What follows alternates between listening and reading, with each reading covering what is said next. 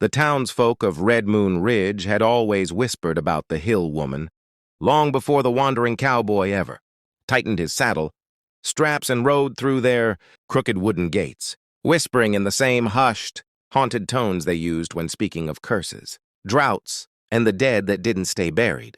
And they called her the beast in the sack, because they claimed she wore a shredded burlap, hood over her head at all hours, a stained, shapeless sack that hung low to her chest and hid every part of her face except the faint suggestion of breath beneath the fabric. And the children repeated the tales in theatrical tremors, stories of eyes glowing like lantern fire, of clawed hands that could snatch a soul clean from its body, of a voice that could turn milk sour just by speaking your name. But Elias Crow, who had seen far worse in his travels across the frontier than any ghost story, these trembling folks could conjure, merely rested his weight on one boot and listened with mild curiosity as he leaned against the saloon counter on his first afternoon in town, letting the flickering oil lamps cast lazy shadows across his rough-hewn jaw, his sunburnt skin, his quiet, steady eyes that missed nothing. He was a man who had drifted through life like wind through canyon, stone, shaping nothing, changing nothing, belonging nowhere. So when he asked for simple directions to the northern ridge, where a handful of cattle had wandered from his employer's ranch, he was surprised when the bartender, a wiry fellow with a nervous twitch in his lip, froze mid-polish and stared at him as though he had just asked for a map to hell itself. The same stiffness washed over the other patrons, gamblers and drifters and ranch hands, all pausing in eerie synchronicity until the sheriff pushed away from the poker table, his boots thudding across the creaky floorboards, with the confidence of a man who had spent far too long believing his shadow controlled the sun. And he planted himself in front of Elias, folding thick arms across his chest as he said, "Son, you don't want to go nosing around them hills. Ain't nothing up there but trouble and the beast in the sack. And if you've any sense, you'll stay as far from her as a sinner does from daylight." Elias only lifted a tired brow, unimpressed by the theatrics, and in his calm, gravel-low voice that seemed to speak only what mattered, he replied, "Ain't looking for a beast, just looking for cattle." But sense and reason tended to crumble in a place like Redmoon Ridge, where superstition dug deeper roots than truth. And though a few townsfolk murmured attempts at warning him, none offered actual information, only cryptic comments about curses, shadows, and a woman nobody dared approach. So Elias, who had survived both the cruelty of men and the mercilessness of land that swallowed the weak whole, simply tipped his hat, shrugged off their fear, and rode toward the ridge anyway, feeling the hot desert wind claw at his coat as he climbed the winding path that led to the abandoned homestead where he'd heard the cows might be grazing. But as he rose higher, he noticed something that didn't sit right. A strange, heavy silence draped over the land. Not the normal hush of the frontier, but a thick, aware kind of quiet, as though the earth itself were holding its breath, watching him, judging whether he belonged. Even his horse, a stubborn, battle-scarred Mustang named Rowan, flicked its ears uneasily and huffed clouds of dust as they passed a gnarled dead tree where the bones of some long-forgotten animal dangled, like wind chimes of warning. Elias narrowed his eyes beneath the brim of his hat, instincts prickling. But he pressed forward because he'd never been the sort to spook over stories. And soon he found himself approaching a sagging cabin perched on the hill, half swallowed by weeds and shadows, its walls patched with mismatched boards and its roof bowed as though bearing the weight of years of secrets.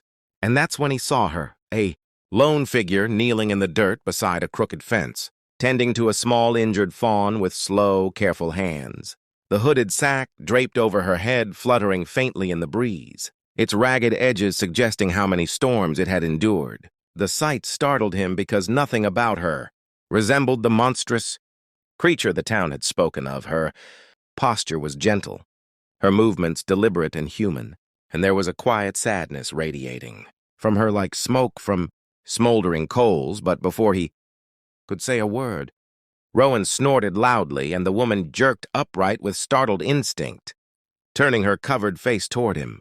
And for a moment Elias felt a strange jolt in his chest, something he couldn't explain.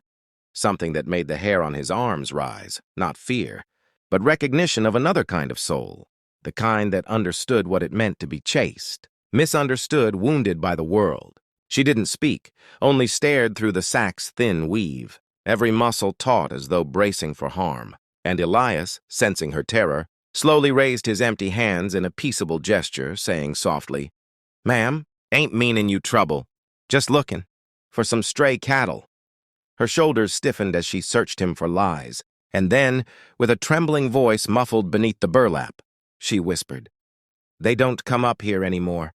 Not since the town started spreading their stories. You'd best leave before they come looking for you, too."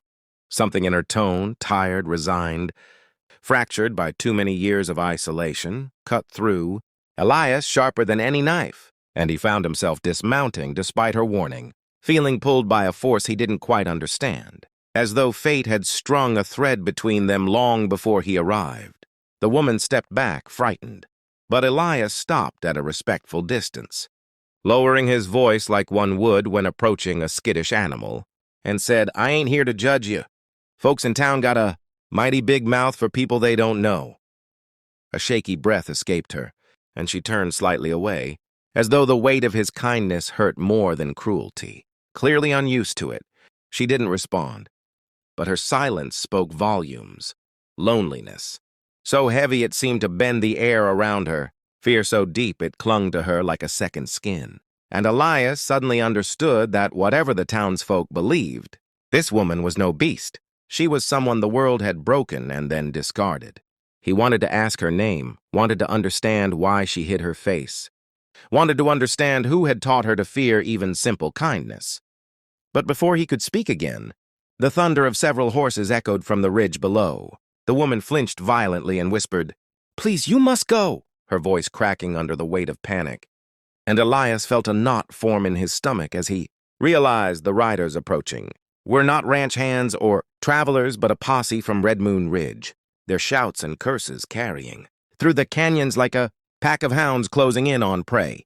The woman backed toward her cabin, trembling, and Elias instinctively moved to shield her, though he didn't know why. Maybe because something in her fragility called to the quiet ache inside him, or maybe because a man like him, who'd spent his life drifting, rarely came across a purpose that felt this deeply, inexplicably his. But either way, when the riders crested the hill and spotted them, their faces twisted with contempt, and the sheriff leading them spat into the dirt before barking, "Crow, step away from that thing." Elias didn't move. The woman behind him whimpered softly, and in that moment, as dust swirled around them and the sun dipped low, behind the mountains like a dying flame, Elias realized that whatever path he had been drifting on before, it had just collided with hers, and nothing in his life would ever be the same again. The posse thundered closer, dust rising behind them like a storm, but Elias stood firm in front of the hooded woman, feeling a fire in his chest he hadn't felt in years, a fire that told him some battles weren't chosen, they were simply meant. The sheriff reined in his horse with a sneer, shouting that the beast had no right to breathe the same air as decent folk. But Elias shot him a cold stare that made several riders shift uneasily, and he said in a voice that cut through the wind, "Ain't no beast. Here, only a woman y'all broke, with your lies." The sheriff barked a laugh and ordered his men forward. But before they could close in, the hooded woman stepped out from behind, Elias with trembling resolve, and whispered through the burlap, "Stop. Please, just leave him out of this." And hearing the quiet strength beneath her, fear only hardened Elias's stance. With a deliberate calm, he reached up and gently lifted the edge of her sack, just enough for the light to touch the bruised skin beneath. Beautiful, human, wounded, and the sight made the posse freeze. Because there were no fangs, no monstrous eyes, only a scarred young woman hiding from a world that refused to see her pain. Elias lowered the sack back over her face with a tenderness that stunned her, then turned toward the sheriff and said, "This is who you've been hunting. A girl you all failed." Something in his tone cracked the silence, and even the sheriff faltered before scowling and threatening to drag her back anyway.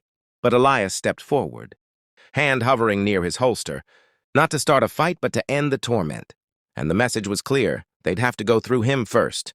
A tense standoff followed until one rider, a younger man with guilt in his eyes, muttered that maybe they'd all been wrong, and soon the sheriff, seeing his support waver, cursed under his breath and ordered the men back to town.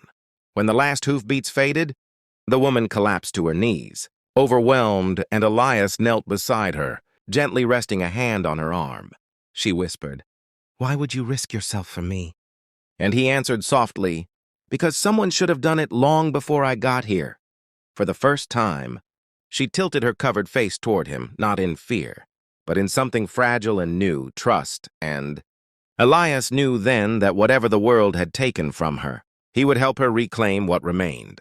What neither of them realized was that this moment, simple and quiet beneath the dying sun, was the beginning of a bond that would rewrite both their destinies, because the cowboy who wandered with no purpose had just found his heart hidden beneath a battered burlap sack, and the woman everyone called a beast had just discovered someone willing to see her as human, worthy, and unbroken.